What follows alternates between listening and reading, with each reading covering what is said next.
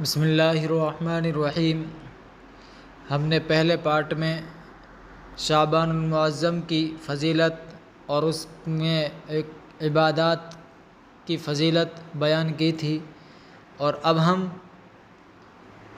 شب برات کے بارے میں اور شب برات کی فضیلت بیان کرنے جا رہے ہیں، کیونکہ 15ویں شب کی فضیلت شعبان المعظم میں جو 15 تاریخ آتی ہے اور شب برات کی جو رات ہوتی ہے اس کی فضائل بیان کر رہے ہیں۔ شعبان المعظم کی 15ویں شب کو عبادت کرنا بہت ہی فضیلت کا باعث ہے۔ اس شب کو یعنی اس رات کو شب قدر اور شب برات بھی کہا جاتا ہے۔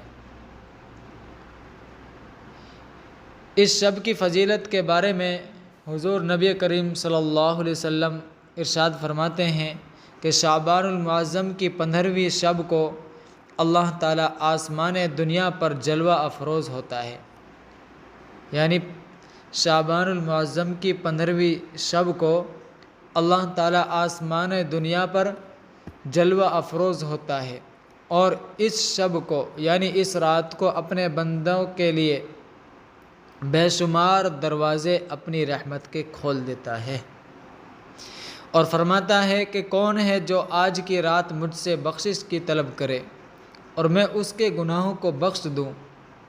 ہے کوئی رزق مانگنے والا میں اسے رزق دوں، ہے کوئی مصائب و آفات میں مبتلا کہ میں اس کی مشکلات آسان کر دوں تاکہ اس کے مصائب ختم ہو جائے، حتیٰ کہ یوں ہی لوگوں پر رحمتوں کی منادی جاری رہتی ہے، یعنی یوں ہی فجر تک اللہ تعالیٰ اعلان فرماتے رہتے ہیں اور یہاں تک کہ فجر طلوع ہو جاتا ہے۔ تو اس لیے اللہ تعالیٰ آسمان دنیا پر جلوہ افروز ہو جاتے ہیں اور یہ ندا لگاتے رہتے ہیں۔ شعبان المعظم کی 15ویں شب کی فضیلت بیان کرتے ہوئے ابن اسحاق نے حضرت انس بن مالک رضی اللہ عنہ سے ایک روایت نقل کی ہے کہ مجھے حضور صلی اللہ علیہ وسلم نے حضرت عائشہ صدیقہ رضی اللہ عنہا کے پاس کسی کام کی غرض سے بھیجا۔ میں نے حضرت عائشہ صدیقہ رضی اللہ عنہا سے عرض کی کہ جلدی کیجئے، میں حضور صلی اللہ علیہ وسلم کو اس حال میں چھوڑ کر آیا ہوں کہ آپ صلی اللہ علیہ وسلم 15 شعبان کی شب کے بارے میں گفتگو فرما رہے تھے۔ حضرت عائشہ صدیقہ رضی اللہ عنہا نے مجھ سے فرمایا کہ اے انس بیٹھ، میں تجھے شعبان کی 15ویں شب کی بات سناؤں۔ ایک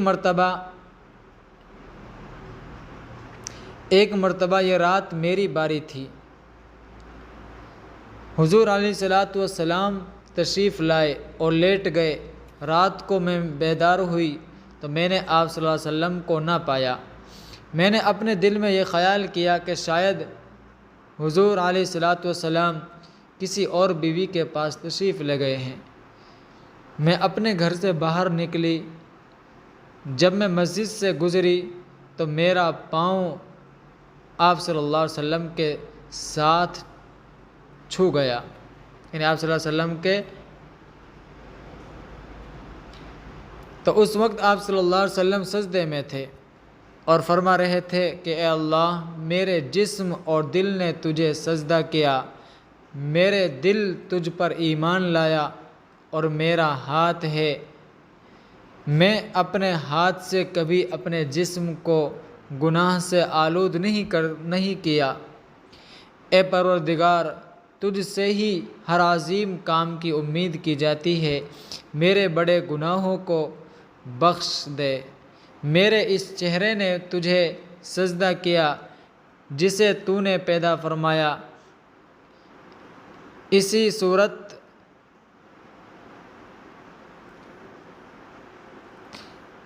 اور اسے صورت بخشی، اس میں کان اور ناک پیدا کی۔ پھر آپ صلی اللہ علیہ وسلم نے سر مبارک اٹھا کر فرمایا کہ یا اللہ مجھے ڈرنے والا دل عطا فرما جو شرک سے بری اور پاک ہو، کافر اور بدبخت نہ ہو۔ پھر آپ صلی اللہ علیہ وسلم سجدے میں گر گئے، اور میں نے سنا آپ صلی اللہ علیہ وسلم اس وقت فرما رہے تھے کہ یا اللہ میں تیری رضا کے ساتھ تیری ناراضی سے پناہ مانگتا ہوں، تیرے عفو کے طفیل تیرے عذاب سے اور تیرے طفیل تیری گرفت سے پناہ مانگتا ہوں۔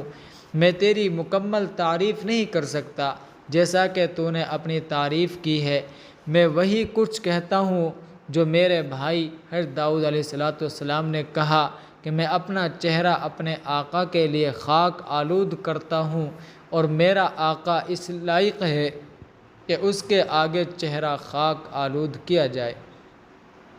پھر آپ صلی اللہ علیہ وسلم نے اپنا سر مبارک اٹھایا تو میں نے عرض کی یا رسول اللہ صلی اللہ علیہ وسلم، میرے ماں باپ آپ صلی اللہ علیہ وسلم کے یہاں تشریف فرما ہے اور میں وہاں تھی۔ آپ صلی اللہ علیہ وسلم نے فرمایا اے حمیرہ، کیا تو نہیں جانتی کہ یہ 15 شعبان کی شب ہے، یعنی 15 شعبان کی رات ہے۔ اس رات میں اللہ تعالیٰ بنو کلب کے ریوڑوں کے بالوں کے برابر لوگوں کو جہنم سے آزاد فرماتا ہے۔ دیکھو، بنو کلب جو ہے ایک قبیلہ کا نام ہے، اور یہ بہت زیادہ ریوڑیں رکھتا تھا، یعنی ایک ایک آدمی کے پاس 50 ہزار کا ریوڑ رہتا تھا۔ اس لیے اللہ کے رسول صلی اللہ علیہ وسلم نے ان کے ریوڑوں کی مثال دی۔ تو بنو کلب کے ریوڑوں کے بالوں کے برابر لوگوں کو جہنم سے آزاد فرماتا ہے، لیکن 6 آدمی اس رات میں محروم رہتے ہیں۔ 6 آدمی بھی اس رات میں محروم رہتے ہیں۔ نمبر 1 شرابی،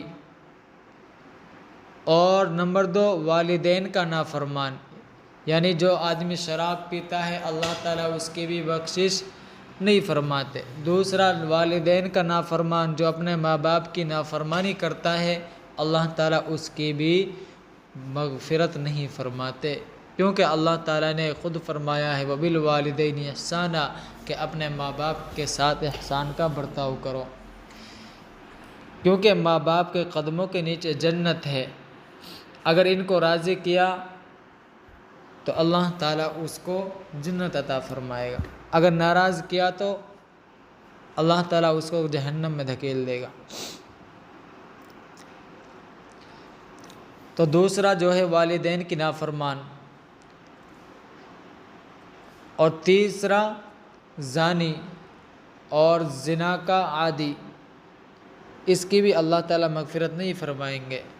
چوتھا چغل خور، جو چغلی کرتا ہے ایک دوسرے کی، اس کی آگے اس کی لگا دی، اس کے سامنے اس کی لگا دی، ایسے آدمی کی بھی، چغل خور کی بھی بخشش اللہ تعالیٰ نہیں فرمائیں گے۔ ایک قاطع رحم، یعنی جس کے اندر بالکل رحم نہ ہو، دیا نہ ہو اور ظالم ہو، ایسے آدمی کی بھی مغفرت نہیں فرمائیں گے۔ اور ایک وہ ہوگا جو گانے بجانے والا ہوگا، چنگ و رباب بجانے والا، تو اس کی بھی مغفرت اللہ تعالیٰ نہیں فرمائیں گے۔ حضرت ابو ہریرہ رضی اللہ عنہ سے روایت ہے کہ حضور صلی اللہ علیہ وسلم نے فرمایا کہ نصف شعبان اور نصف ماہ شعبان المعظم کی رات کو ایک میرے پاس حضرت جبرائیل علیہ السلام تشریف لائے، یعنی شعبان المعظم کی رات کو میرے پاس حضرت جبرائیل علیہ السلام تشریف لائے، اور یہ کون سی رات تھی؟ یہ شعبان المعظم کی نصف رات تھی، یعنی شب برات۔ اور فرمایا یا رسول اللہ، اپنا سر انور اٹھائیے اور آسمان کی طرف دیکھیے۔ میں نے ان سے پوچھا کہ یہ کون سی شب ہے؟ انہوں نے جواب دیا کہ یہ وہ شب ہے کہ جس شب اللہ تعالیٰ اپنی رحمت کے 300 دروازے کھول دیتا ہے۔ کتنے دروازے کھولتا ہے؟ اللہ تعالیٰ اپنی رحمت کے 300 دروازے کھول دیتا ہے، اور ہر اس شخص کو بخش دیتا ہے جو مشرک نہیں ہوتا۔ اللہ تعالیٰ ہر اس شخص کو بخش دیتا ہے جو مشرک نہیں ہوتا۔ جادوگر، کاہن، سود خور، زانی اور عادی شرابی، تو ان کو اللہ تعالیٰ نہیں بخشتا۔ یعنی یہ لوگ جو گنائے گئے ہیں ان کی اللہ تعالیٰ بخشش نہیں فرماتا، ان کے علاوہ سب کی بخشش اللہ تعالیٰ فرما دیتے ہیں۔ اللہ تعالیٰ ان لوگوں کو اس وقت تک معاف نہیں فرماتا جب تک وہ توبہ نہ کر لیں۔ جب تک یہ توبہ نہ کر لیں اللہ تعالیٰ ان کو معاف نہیں فرماتے۔ پھر جب رات کا چوتھائی پہر گزر گیا تو جبرائیل علیہ السلام پھر تشریف لائے اور کہا کہ یا رسول اللہ صلی اللہ علیہ وسلم اپنا سر اقدس اٹھائیے۔ آپ صلی اللہ علیہ وسلم نے ایسا ہی کیا اور ملاحظہ فرمایا کہ بہشت کے دروازے کھلے ہوئے ہیں، یعنی جنت کے دروازے کھلے ہوئے ہیں، اور پہلے دروازے پر ایک فرشتہ پکار رہا ہے کہ خوشخبری ہو اس شخص کے لیے جس نے رات کو رکوع کیا، اور دوسرے دروازے پر ایک اور فرشتہ پکار کر کہہ رہا تھا کہ خوشخبری ہو اس شخص کے لیے جس نے اس شب میں یعنی اس رات میں سجدہ کیا۔ تیسرے دروازے پر ایک اور فرشتہ پکار رہا تھا، خوشخبری ہو اس شخص کے لیے جس نے اس رات دعا کی۔ چوتھے دروازے پر ایک اور فرشتہ دروازے پر آواز دے رہا تھا کہ خوشخبری ہو ان لوگوں کے لیے جو اس رات میں ذکر کرنے والے ہیں۔ پانچویں دروازے پر ایک فرشتہ یہ ندا دے رہا تھا کہ خوشخبری ہو اس کے لیے جو اس شب میں اللہ تعالیٰ کے خوف سے رویا، اللہ تعالیٰ کے ڈر سے رویا۔ چھٹے دروازے پر فرشتہ ندا کر رہا تھا کہ اس شب میں تمام مسلمانوں کے لیے خوشی ہو۔ ساتویں دروازے پر فرشتہ پکار رہا تھا کہ کیا کوئی ہے مانگنے والا، اس کی خواہش اور حاجت پوری کی جائے۔ آٹھویں دروازے پر فرشتہ یہ ندا کر رہا تھا کہ ہے کوئی معافی مانگنے والا کہ اس کے گناہ معاف کر دیے جائیں۔ حضور نبی اکرم صلی اللہ علیہ وسلم فرماتے ہیں کہ میں نے پوچھا کہ اے جبرائیل یہ دروازے کب تک کھلے رہیں گے؟ حضرت جبرائیل علیہ السلام نے کہا کہ رات شروع ہونے سے طلوع فجر تک۔ اس کے بعد جبرائیل علیہ السلام نے کہا یا رسول اللہ اس رات میں جہنم سے خلاصی پانے والوں کی تعداد بنی کلب کی بکریوں کے بالوں کے برابر ہوگی۔ بتاؤ، بنی کلب جو ہے ایک قبیلہ کا نام ہے، اور یہ ایک آدمی بہت زیادہ ریوڑے رکھا کرتے تھے، اور آدمی اندازہ لگائے کہ ایک بکری کے اوپر کتنے بال ہوتے ہیں۔ آدمی اگر شمار کرنا چاہے تو شمار نہیں کر سکتا، اگر آدمی ان کو گننا چاہے تو ان بالوں کو نہیں گن سکتا، بے شمار بال ہوتے ہیں۔ تو ریوڑوں کی بات ہوئی ہے کہ جتنے بنو کلب کے ریوڑ ہیں ان کے ریوڑوں کے بال ہیں، اتنے آدمیوں کی اللہ تعالیٰ اس رات میں بخشش فرماتے ہیں۔ لیکن چند لوگ جو گنائے ہیں، زانی ہے، شرابی ہے، زناکار ہے، سود خور ہے، چغل خور ہے، کچھ آدمی جو گنائے ہیں ان کی اللہ تعالیٰ بخشش نہیں فرماتے، بغیر توبہ کے معاف نہیں فرماتے۔ صلاۃ الخیر، شب برات میں نوافل اور ذکر الہی کی سب بہت فضیلت ہے۔ اس شب نوافل ادا کرنا، شب بیداری کرتے ہوئے ذکر الہی کرنا، اللہ تعالیٰ سے عجز و انکساری کے ساتھ گڑ گڑا کر روتے ہوئے اپنے گناہوں کی معافی مانگنا انسان کو حقیقی کامیابی سے ہمکنار کرتا ہے۔ اللہ تعالیٰ اس بندے پر اپنا خصوصی فضل و کرم نازل فرماتا ہے۔ اس مبارک اور بابرکت شب میں صلاۃ الخیر پڑھنے سے بہت سی برکات حاصل ہوتی ہیں۔ یہ نماز سلف صالحین سے منقول ہے، اور یہ نفل نماز شعبان المعظم کی 15ویں شب نماز عشاء کے بعد پڑھی جاتی ہے۔ اس میں 100 رکعتیں ہیں، یعنی اس کے اندر 100 رکعتیں ہیں، اور 2 رکعت کر کے اس طرح پڑھی جاتی ہیں کہ ہر رکعت میں سورہ فاتحہ کے بعد 10 مرتبہ سورہ اخلاص پڑھی جاتی ہے۔ ہر رکعت میں سورہ فاتحہ کے بعد 10 مرتبہ قل هو اللہ احد پڑھی جاتی ہے۔ اس طرح پوری نفل نماز میں 1000 مرتبہ سورہ اخلاص پڑھی جاتی ہے۔ اس طرح پوری نفل نماز میں 1000 مرتبہ سورہ اخلاص پڑھی جاتی ہے۔ یہ نفل نماز سلف صالحین باجماعت پڑھتے تھے۔ اس نماز کے بارے میں حضرت حسن بصری رحمۃ اللہ علیہ فرماتے ہیں کہ مجھ سے حضور اکرم صلی اللہ علیہ وسلم کے 3 صحابہ کرام رضی اللہ عنہم نے بیان کیا کہ اس رات کو جو کوئی یہ نماز پڑھتا ہے، اللہ تعالیٰ اس کی طرف 70 مرتبہ نگاہ کرتا ہے، اور ہر بار اس کی طرف دیکھنے پر اس کے 70 حاجتیں پوری کرتا ہے، جن میں سے ادنا حاجت اس کے گناہوں کی مغفرت ہے۔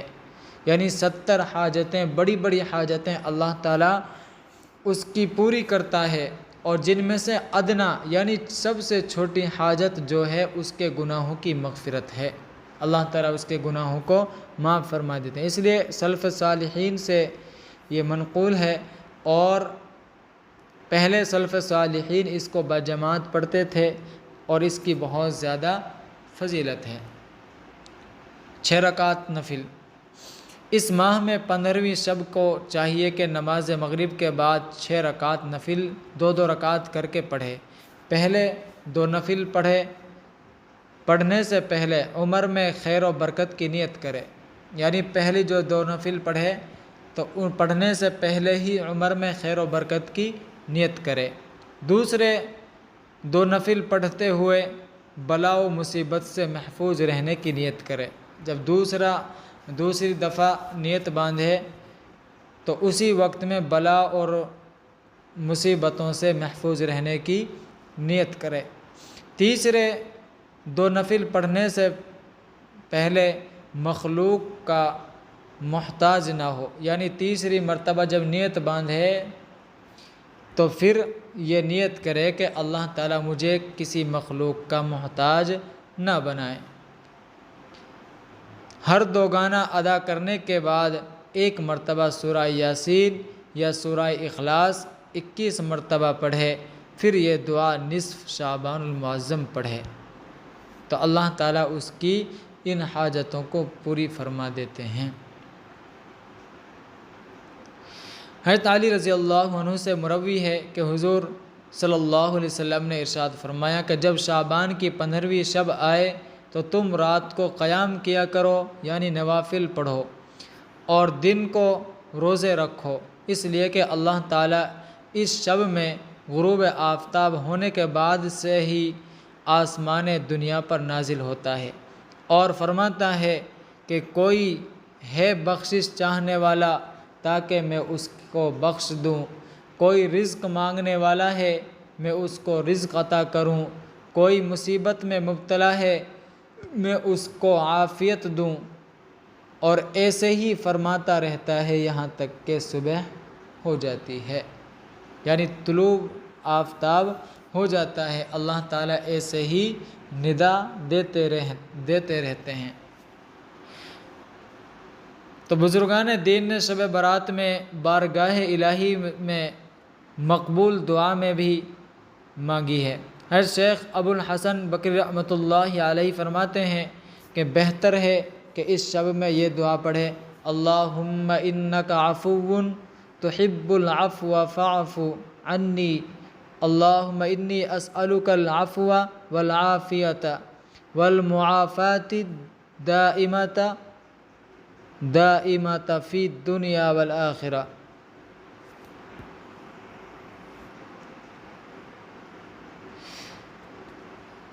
اللہ تعالی ہم سب کو عمل کی توفیق عطا فرمائے۔ اللہ تعالی ہم سب کو ان سب باتوں پر عمل کرنے کی توفیق عطا فرمائے، اور زیادہ سے زیادہ اس مہینے کی قدر کرنے کی توفیق عطا فرمائے، اور زیادہ سے زیادہ وقت عبادات میں گزارنے کی توفیق عطا فرمائے۔ اللہ تعالی ہم سب کو اس رات کی قدردانی کرنے کی توفیق عطا فرمائے۔ وآخر دعوانا الحمدللہ رب العالمین۔